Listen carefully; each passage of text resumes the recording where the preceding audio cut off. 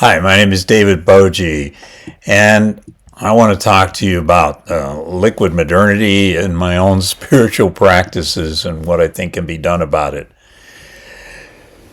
You can go to storying.site and find out more about my new book and about me. Over the last several decades, the structural predictability of the industrial world dissolved into a state of constant chaotic flux. Sociologists observe this as a transition from a stable society to one that is defined by permanent volatility. For most of the 20th century, we lived in what's called solid modernity. This was an era characterized by lifelong employment, heavy physical manufacturing, dense, highly structured institutional bonds, and provided protective armor for the individual. Sociologist Zygmunt Bauman identified the collapse of this era as a arrival of liquid modernity. The heavy institutions that once framed our lives have liquefied. Long-term commitments have been replaced by short-term flexibility, and the protective social networks have largely evaporated. In this liquefied environment, global systemic risks do not disappear. Instead, they are privatized. The burden of navigating economic precarity, rapid technological disruption, persistent financial instability, and our own vulnerability characterized by unpredictable income, insecure employment like gig work, and the lack of social safety nets and social collapse is dumped entirely onto the social economics of the isolated individuals. Bauman diagnosed the resulting psychological conditions as liquid fear. It is the chronic pervasive anxiety of passengers who suddenly realize they are on a leaderless airplane, forced to navigate an unpredictable reality completely alone. This hyper-individualization was a deliberate ideological shift. It was crystallized in the 1980s by neoliberal policies and captured perfectly by Margaret Thatcher's assertion that there is no such thing as society, only individual men and women. After decades of this liquid reality, exhausted citizens find themselves operating in a political vacuum. They are desperate for any force that promises to instantly rebuild structure, boundaries, and certainty. This pervasive state of liquid fear predictably generated a fierce political backlash. When people feel stripped of community and security, they seek out leaders who promise to rebuild the walls. The Trump administration and the broader MAGA agenda functions as a primary contemporary manifestation of this reaction. The core appeal of this movement is the promise of solid restoration. It offers a psychological life raft to isolated voters by pledging hard physical borders, aggressive protectionist tariffs, and a return to the heavy industrial certainty of the past. Yet this agenda operates entirely within the rules of liquid modernity it claims to fight. Rather than building tedious long-term institutional stability, it thrives on volatile rapid response tactics, treating policies as a fast-paced social media spectacle. To compensate for the lack of genuine social bonds, the movement manufactures artificial solidarity through a strict friend-enemy binary. It builds a high loyalty base by defining clear targets for collective anger. These physical solid borders are positioned as a defense against a software-driven light capital global elite. This is a nomadic class that thrives on constant technological obsolescence and frictionless flows of capital. Unfortunately, ultimately, authoritarian resolidification is an illusion. It provides the daily theater and spectacle of decisive action, while its deregulation and individualizing policies actually exacerbate the isolation and precariousness of the individual citizens.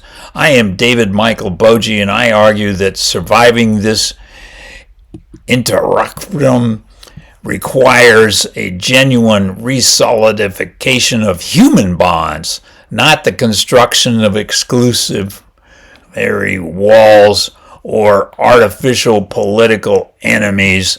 This requires a structural shift in society, community, government, and business. We have to move away from the vertical top-down authority models and cultivate horizontal, non-hierarchical community practices. We need to go local. In my new book, To Build These Connections, I introduce quantum non-local knowing, known as quantum entanglement. In my quantum storytelling work, you can see in all my 50 books, 150 publications, and now I'm looking at QNL, quantum non-local knowing, and extrasensory perceptions. I find these to be rigorous frameworks for perceiving deep non-physical entanglement between individuals once we remove the ego, remove the shallow thinking, and start in-thinking. I ground this practice in historical precedent. I point to the historical Jesus sayings, and I think they're quite quantum in the original communal assembly practice, the polyphonic gatherings that we find in the Gnostic text, where knowledge was shared equally among participants. God was love, Jesus was love, the Holy Spirit was love. And this is all of the spiritualities I'm talking about here, not just Christianity or Judaism, etc. The egalitarian circle, the true storytelling circle, contrasts the vertical hierarchical imposed by institutionalized structures which place centralized authority and hierarchy above a passive congregation. Visually, the priest or rabbi, what have you, mediated the knowledge to the congregations or the temple. Visually, this horizontal node network maps what I'm talking about on a quantum tangled field of shared intention. Storytelling circles replaces centralized command and information moves directly between subjects, non-hierarchical. The quantum non-local, for me, is a kind of mindfulness, a new mindfulness for a new generation caught in this world that's so volatile with liquid modernity that we need spiritual practices of perceiving the non-local entangled quantum field of the universe. So horizontal non-local knowing in the universe provides an authentic bottom-up structural alternative to isolating oneself in the current political era of putting up walls. It reconnects the individual without subjugating them to hierarchy and increasing the divisions among us. However, the dominant institutions, be they political or business or religious, etc., neutralize epistemologies they cannot control. Non-local knowledge, quantum non-local, faces immediate structural threats from mainstream frameworks. Philosopher Miranda Fricker identifies this as epistemic injustice. First, the testimonial injustice, where practitioners have their accounts pathologized by authorities. In other words, we're declared like sick if we're into the quantum woo-woo. Second is hermeneutical injustice, where a culture lacks the vocabulary to make non-local experiences intelligible, rendering the knowledge invisible. This is why I like the Gospel of St. Thomas, Gospel of Mary Magdalene, other Gnostic texts, because they return a kind of vocabulary of love and in touch with the entire universe. The two is one. So we get rid of the male, female, the up and down, and the left and right, the inside and outside. Get rid of all these dualities that the ego and the cultural identity practices and indoctrinates. This is the act of extracting sacred practice from the living relational context to be used elsewhere, such as for healing, such as for rebuilding community. Decontextualization has stripped the non-local knowing of its community defense mechanisms. In other words, too much individualism is bad for your health. Removed from its roots, the practices loses effectiveness. This hyper-individualism becomes harmless to the status quo and those algorithms of indoctrinating us into further status quo. So this extraction is a symptom of liquid modernity. Without its communal context, quantum non-local is easily digested into just another individualized, consumer-driven wellness product you can buy at your Walmart. If quantum non-local is to function as genuine community resistance, practitioners must implement a strict, active, ethical defense against institutional extraction and pathologization. My operational solution to these threats is a methodological instrument I call the Ethical Reflexive Log.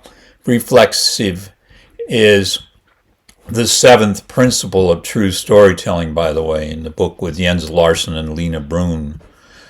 The philosophical root of this log, reflexive log, can be found in Jainism as well. Samsara is Sanskrit for the ancient Jainism practice of the full stop. Let's just stop, right? In the midst of liquid modernity forces, take a pause. It's designed to intercept the unexamined use of power, the consent violations, the extraction before they accumulate as harmful habits. Think of all the algorithms that prompt us what to shop for and what's healthy and what's happiness and what's joyful, right? The core mechanism here is a 4-step audit. Question 1 evaluates the power, position, and privilege, returning to your own enthinkment, questioning of power and privilege. Question 2 enforces consent and transparency in our unthinking. So going below the surface thinking, feeling our way to another kind of thinking. Question 3 is the extraction check, ensuring knowledge isn't stripped without returning comparable value. So we call that net value, right, for all.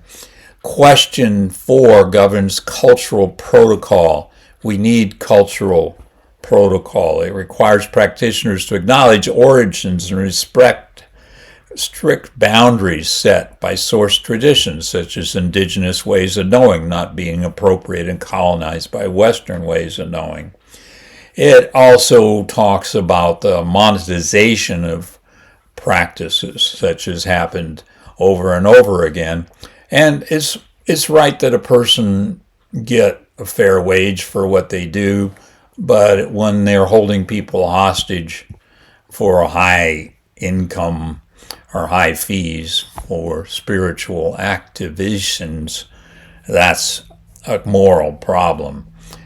All right, documented as self-accountability and journal writing is what and meditations bridge our individualism autonomy with collective responsibility, what Mikhail Bakhtin calls answerability. This completed framework of ethical reflexivity stands in sharp contrast to the paralyzing condition of liquid fear we started with in this essay about liquid modernity. Authoritarian political movements do not solve the anxieties of individuals in the midst of liquid modernity. In fact, they exploit the vulnerability of individuals who lack deep horizontal connections in the quantum universe, no meditation practices, etc., and are just being consumerized again and again. By institutionalizing strict ethical protocols, we as individuals are empowered to safely rebuild shared non-hierarchical public spaces where dialogues and story sharing can actually occur. My methodology approach in the new book elevates quantum non-local of the universe, the entanglement, knowing from a marginalized anomaly into a critical consciousness, epistemologically just instrument for human connection to the quantum universe. As you know, the quantum universe, there's energy all throughout the universe. We can understand this energy in our own embodiment, and we can accelerate the energy in community.